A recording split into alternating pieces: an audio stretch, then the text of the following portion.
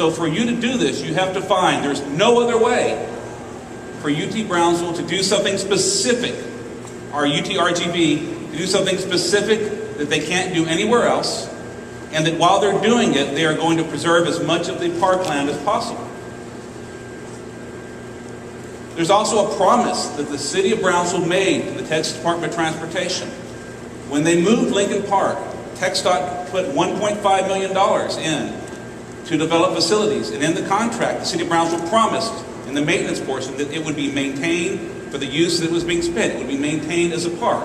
So we spent more than $1.5 million in tax dollars. That's just the TxDOT money we spent to develop this park. It's a great park.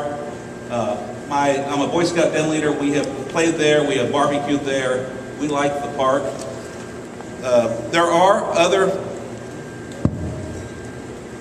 also the city charter. If you look at Articles 2, Section 21 of the city charter, which talks about parks, it gives the city the power to buy parks. It doesn't mention selling parks, because this is something that should not be done unless there is absolutely no other way to do what needs to be done.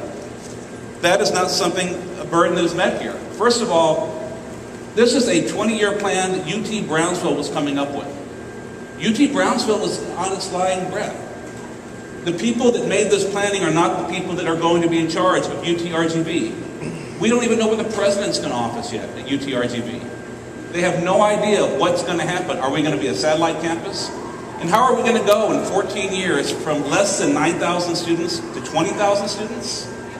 We don't know if the admission standards are going to change now that we're becoming a true university with possible admission standards. There's other land available, and the university has the power of eminent domain. They can take that land that's not parkland. So there are other alternatives available. Moreover, there's no hurry. There's no reason to do this today. UT system admits it's going to be at least 5 years before they need the land. Why do it today? Why give away our park? We don't know if the stink can really be fixed. Fix the stink first before you decide whether to move our children's softball fields by a water treatment plant that smells like poop.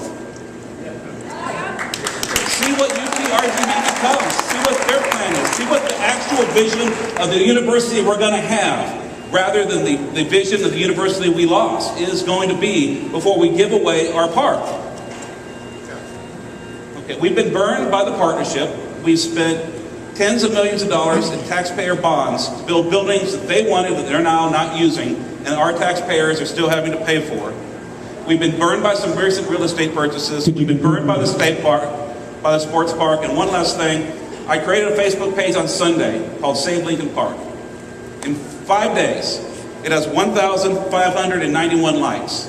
So please consider the sentiment of the community, and please consider your legal duty to this community and vote no. Thank you, Mr. Chairman.